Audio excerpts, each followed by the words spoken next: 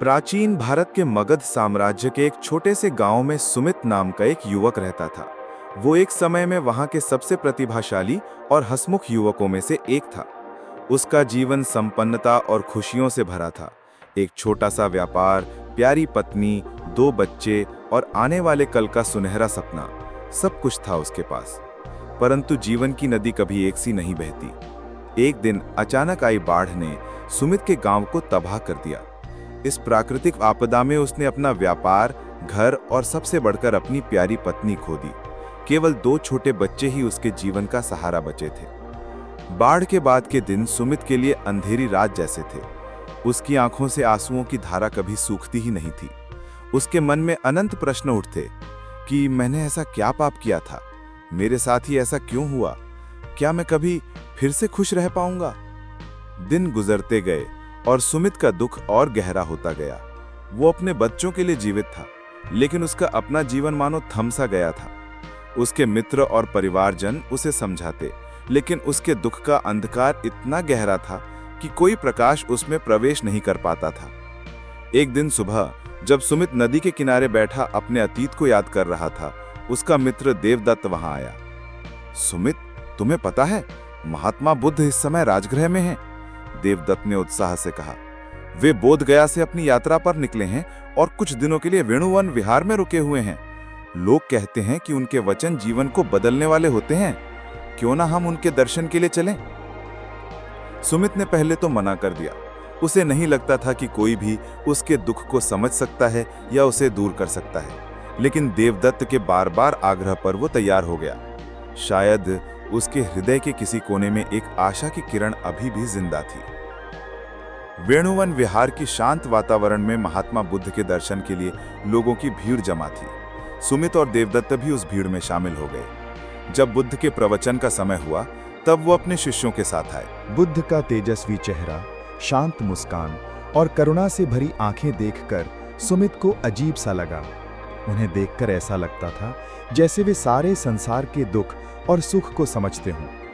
प्रवचन के बाद जब अधिकांश लोग चले गए, सुमित वहीं बैठा रहा। उसके अंदर एक अजीब सी हलचल थी। वह बुद्ध के पास जाना चाहता था, लेकिन हिम्मत नहीं जुटा पा रहा था। देवदत्त ने उसे प्रोत्साहित किया। जाओ सुमित, यह तुम्हारा अवसर है। तुम्हें पता है कि तुम्हारे मन में क्या है। धीरे धीरे सुमित बुद्ध के पास गया। वह उनके सामने बैठ गया और नमस्कार किया। महात्मन, उसने दर्द भरी आवाज में कहा, मैं सुमित हूं। 1 वर्ष पहले तक मेरा जीवन खुशियों से भरा था, लेकिन अब मैं इतना दुखी हूं कि जीना भी मुश्किल लगता है। मैंने अपना सब कुछ खो दिया है, मेरी पत्नी, मेरा व्यापार, मेरा घर। मैं अपने बच्चों को भी वो प्यार नहीं दे पा रहा जिसके वे हकदार हैं। मुझे बताइए, मैं हमेशा खुश कैसे रह सकता हूं? बुद्ध ने करुणा भरी नजरों से सुमित को देखा। उन्होंने कहा, सुमित, मैं तुम्हारे दुख को समझता हूं। मुझसे एक प्रश्न का उत्तर दो। क्या तुमने कभी देखा है कि कमल का फूल कीचड़ में कैसे खिलता है? सुमित ने उत्तर दिया, हाँ महात्मन। क्या कीचड़ से निकलने पर भी कमल पर कीचड़ का कोई निशान होता है? नहीं महात्मन, कमल हमेशा स्वच्छ और सुंदर रहता है। यही जीवन का सत्य है सुमित, बुद्ध ने धीमे स्वर में कहा। दुख, कष्ट, पीड़ा, ये सब जीवन का हिस्सा हैं। जैसे कमल कीचड़ से निकलकर भी स्वच्छ और शांत रह सकता है, वैसे ही हम भी दुख से गुजरकर स्वच्छ और शांत रह सकते हैं। बुद्ध ने आगे कहा, सुमित, मेरे साथ कुछ दिन रहो। मैं तुम्हें सिखाऊंगा कि दुख से कैसे पार पाया जाए और हमेशा खुश कैसे रहा जाए। अगले कई दिनों तक सुमित वेणुवन विहार में ही रहा। उसने अपने बच्चों को अपनी बहन के पास छोड़ दिया था। उसे लगता था कि शायद यहां उसे अपने सवालों का जवाब मिल सकता है। एक सुबह जब सुमित विहार के बगीचे में टहल रहा था, बुद्ध उसके पास आए।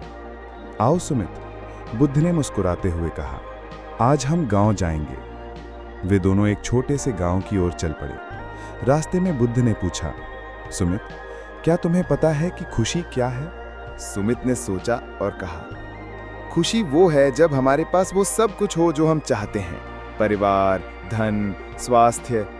बुद्ध ने मुस्कुराते हुए कहा, यदि ऐसा होता तो संसार के सारे धनी लोग हमेशा खुश रहते, लेकिन ऐसा नहीं है, है ना?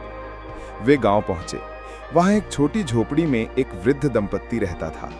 उनके पास ना तो धन था, ना ही भौतिक सुख सुविधाएं।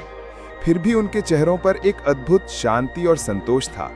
बुद्ध ने पूछा, देखो इन्हें सुमित, इनके पास कुछ भी नहीं है, फिर भी ये कितने खुश हैं, क्यों? सुमित ने उन्हें देखा। उसने महसूस किया कि वृद्ध दंपत्ति के पास शायद उसके पहले जैसा धन और संपदा नहीं थी, लेकिन उनके पास एक दूसरे का साथ था और वे अपने जीवन से संतुष्ट थे। बुद्ध ने शांत स्वर में कहा, खुशी बाहरी चीजों पर निर्भर नहीं करती सुमित, ये हमारे अंदर से आती है। ये हमारे विचारों और हमारी दृष्टि से उत्पन्न होती है। अगले दिन बुद्ध ने सुमित को एक और पाठ सिखाया। वे दोनों एक नदी के किनारे बैठे थे। बुद्ध ने सुमित से कहा, एक कप पानी लो और उसमें एक मुट्ठी नमक डालो। सुमित ने वैसा ही किया। अब इसे पियो, बुद्ध ने कहा। सुमित ने एक घूंट पिया और तुरंत थूक दिया। ये तो बहुत नमकीन है, वो चिल्लाया। बुद्ध मुस्कुराए और कहा, अब इस नदी में एक मुट्ठी नमक डालो और फिर नदी का पानी पियो। सुमित ने वैसा ही किया। इस बार पानी का स्वाद वही था, ताजा और मीठा। बुद्ध ने समझाया, सुमित, दुख नमक की तरह है। यदि हम अपने जीवन को एक छोटे कप की तरह बना लें तो हर दुख हमें कड़वा और असहनीय लगेगा, लेकिन अगर हम अपने जीवन को इस विशाल नदी की तरह विस्तृत बना लें तो वही दुख हमें उतना प्रभावित नहीं करेगा। दिन बीतते गए और सुमित बुद्ध के साथ अपनी यात्रा जारी रखता रहा। धीरे धीरे उसके अंदर परिवर्तन आने लगा। उसने अतीत की पीड़ा को स्वीकार करना सीखा और वर्तमान पल में जीने की कला को समझा। एक दिन बुद्ध ने सुमित को एक अद्भुत उपहार दिया, ध्यान की कला। सुमित, उन्होंने शांत स्वर में कहा, हर सुबह और शाम कुछ समय के लिए शांत बैठो, अपनी सांसों पर ध्यान दो। जब विचार आए तो उन्हें देखो, उनमें खो मत जाओ। धीरे धीरे तुम्हारा मन शांत होगा और तुम वास्तविक खुशी का अनुभव करोगे। सुमित ने ध्यान करना शुरू किया। शुरुआत में उसके मन में विचारों का तूफान आया, अतीत की यादें, भविष्य की चिंताएं, लेकिन जैसे जैसे वो अभ्यास करता गया उसका मन शांत होने लगा। बुद्ध ने सुमित को और भी महत्वपूर्ण सबक सिखाए। सुमित, उन्होंने गंभीरता से कहा, यदि तुम हमेशा खुश रहना चाहते हो तो इन 4 बातों को अपने जीवन में उतारो। पहला, स्वीकारो कि दुख जीवन का हिस्सा है। जन्म, बुढ़ापा, बीमारी, मृत्यु, ये सब जीवन के अपरिहार्य सत्य हैं, इन्हें स्वीकार करो। दूसरा, जानो कि दुख का कारण तृष्णा है, हमारी वासनाएं, हमारी अपेक्षाएं, हमारी इच्छाएं। जब हम किसी चीज से चिपके रहते हैं तब हम दुख भोगते हैं। तीसरा, समझो कि दुख से मुक्ति संभव है। हम अपनी तृष्णा को छोड़कर, अपनी अपेक्षाओं को छोड़कर मुक्त हो सकते हैं। और चौथा, जानो कि इस मुक्ति का मार्ग क्या है। सम्यक दृष्टि, सम्यक संकल्प, सम्यक वाणी, सम्यक कर्म, सम्यक आजीविका, सम्यक प्रयत्न, सम्यक स्मृति और सम्यक समाधि। धीरे धीरे सुमित को समझ में आने लगा कि जीवन परिवर्तनशील है। कोई भी चीज स्थायी नहीं है, न सुख न दुख। जब हम इस सत्य को समझ लेते हैं तब हम वास्तव में मुक्त हो जाते हैं। 2 महीने बीत गए। सुमित के जीवन में आमूल परिवर्तन आ चुका था। वो अब अपने गांव लौटना चाहता था, अपने बच्चों के पास। विदाई के समय बुद्ध ने उससे कहा, सुमित, याद रखो, खुशी एक यात्रा है, मंजिल नहीं। प्रत्येक पल को जियो, चाहे वो दुख का हो या सुख का। और याद रखो, हम अपने विचारों से ही अपना संसार बनाते हैं। जैसे हम सोचते हैं वैसे ही हम बन जाते हैं। सुमित ने गहरी श्रद्धा से बुद्ध को प्रणाम किया और अपने गांव की ओर चल पड़ा। अब उसके कदमों में एक नई ताजगी थी, उसकी आंखों में एक नई चमक थी। गांव पहुंचकर सुमित ने अपने जीवन को नए सिरे से शुरू किया।